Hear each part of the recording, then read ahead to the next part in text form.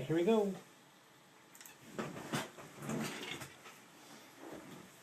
I have to admit something. My memory isn't all that great. Growing up, I don't really remember very much. And I was very dependent on something which helped me think about or remember the things that happened throughout my life.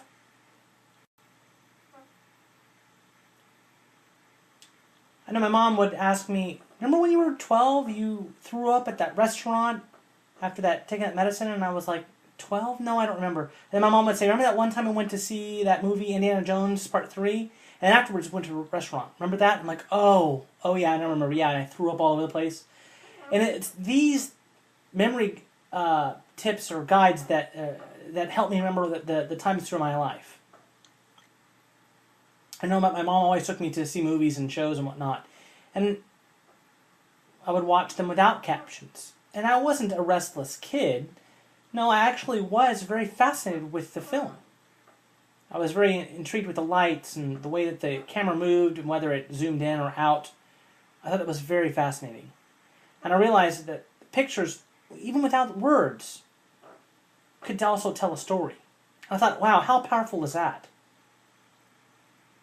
I remember one movie I'll never forget.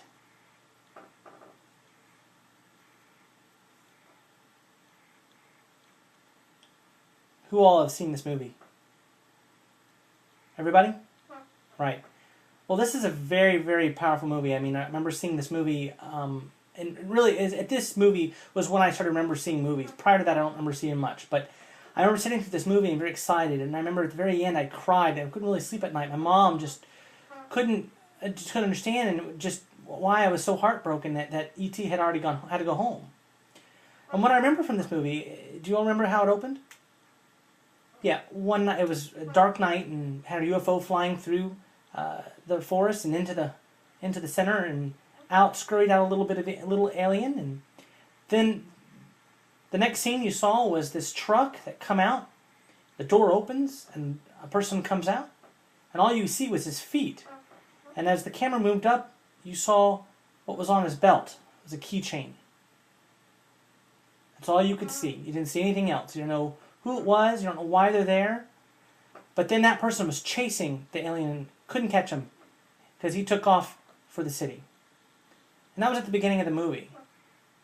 And at the end, E.T. died, or was dying, and they found him.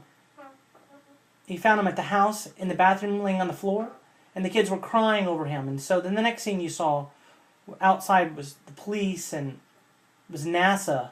And that very same truck that you saw at the very beginning of the movie, where that same person got out and you saw his boots.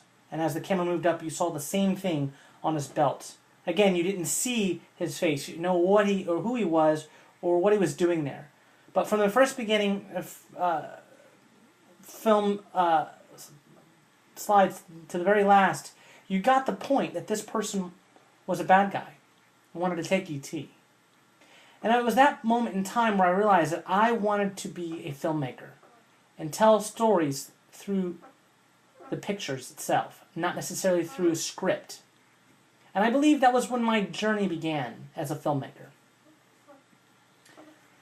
The next part of this I want to tell you is when I went to Gallaudet, I took some film major. I was a film major in Gallaudet. And there was one professor who just recently died. Didn't really sign very much, and he didn't really like to use the interpreter because he wanted to speak to us through sign language. I thought it was very admirable. But through his class we had several projects, and one that struck me most clearly. Visual expression, this one particular project. It was pretty much how, well, I was telling you with E.T., how the story was being told to me through the visual pictures. He was saying, okay, so for this particular class, visual expression is going to be more about how you visually express yourself. Now, remember, a lot of this stuff that you see in movies are for hearing people. You know, you see a lot of people.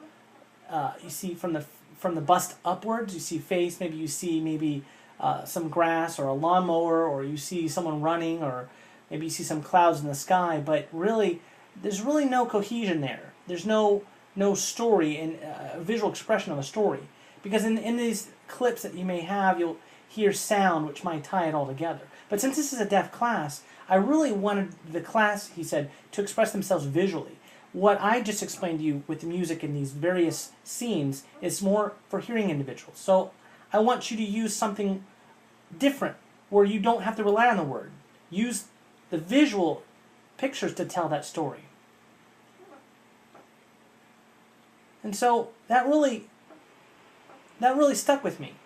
So after Gallaudet, I actually transferred to RIT. I figured it was a little more technical. I can take more film-related courses on lighting as well as the camera types and whatnot. And they had these courses that were specific to filmmaking.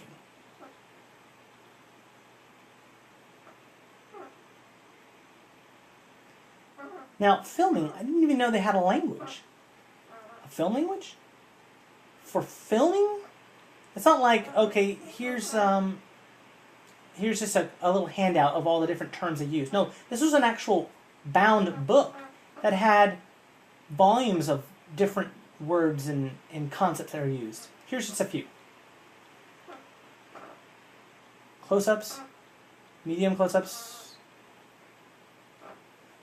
WS is actually for story when you know what's going on. So you see the tree of the house, you see the person standing there with the hat, cigar. But if a medium close-up, all you maybe see is the person next to the tree. And a close-up is more, you see the face and just right close by. And those are really good for emotional emphasis, is those close-ups. And they have other types of words. You have a long view and you have something else. You have narrow. And so these are terms I didn't feel like really fit with me.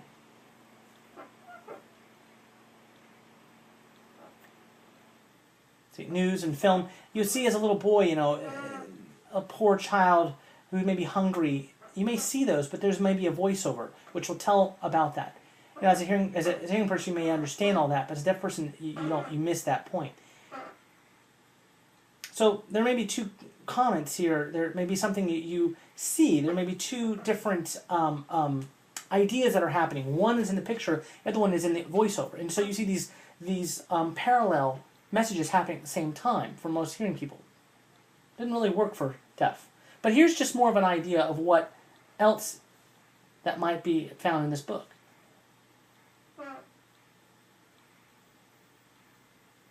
There might be some information on. There might be a term which describe how you open up and there's an intro, but then all of a sudden there's conflicts, and then you get to the very end of something, and the conflicts keep arising until you get to a resolution, and so you get this happy ending effect, and that's typical of American film industry.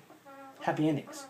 A lot of times now there's rules for decline or after the I guess the apex of the story. So in RIT, you know, when I started taking this class, I really wanted to take these rules and apply them to deaf filmmaking. And that resulted in the first deaf film I ever made at RIT. Now, you know, when a deaf person signs, they use there's a certain boundary in which a deaf person must sign on film, because if he signs out of that space, then you have to start all over. So that's been something that's been challenging, is how do you sign within this space? And that's something that's been difficult. So let me show you how I approach that and how I resolve that problem.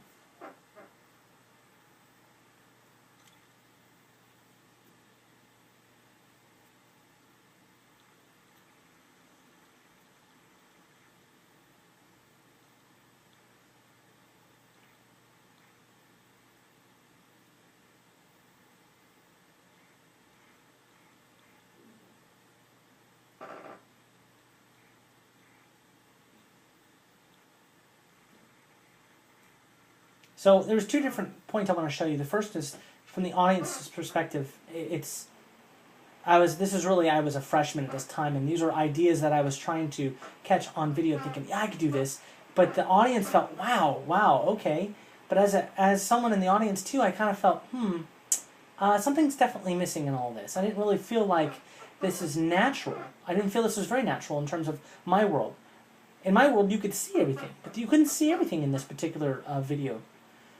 So that really wasn't my world. The other part was, using the phone. I definitely wouldn't use a phone. I mean, that was just, I don't know why I put that in there, that was just kind of a faux pas I had. And I struggled from this point forward on how I can make my projects follow the rules, the language that best reflect the deaf lens. And so I wanted to make something that was natural, that was very much what you would see in deaf world. It was something I couldn't really achieve right off. And that's from using the language that I was given at this point. So I felt I was struggling within this box of rules that were really made for hearing movies. So I had decided to put that aside and think of it differently. These, like I said, these rules were developed by traditional filmmakers who could hear. No matter what country, what connected everybody was the fact that they could hear and the sounds that were involved in those videos. But as a deaf person, I'm visual. I don't use sound. So that means then I had to focus on how I can make my world visual and then assign rules to that.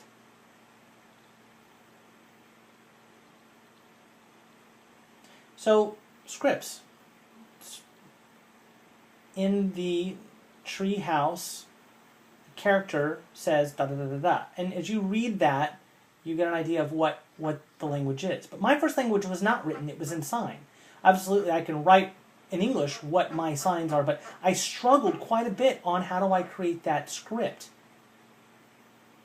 Bernard Bragg, if you're familiar with who he is, and Ben Mahan, he's an ASL professor, I call it.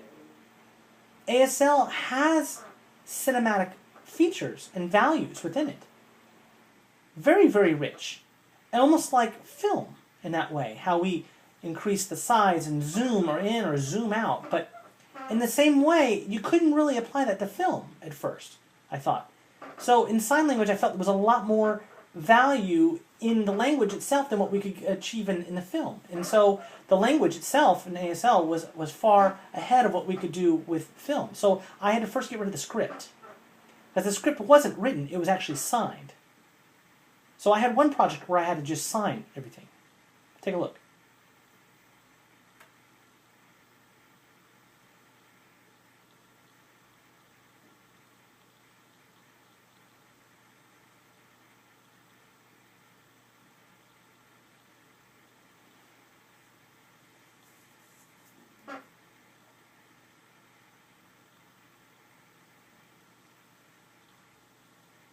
So this particular one was out of script. I didn't have that. And so it was just, we had to work as a big team.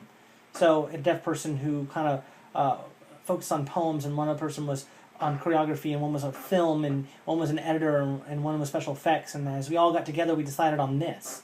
That was just no paper, no written word, and this was the result of that.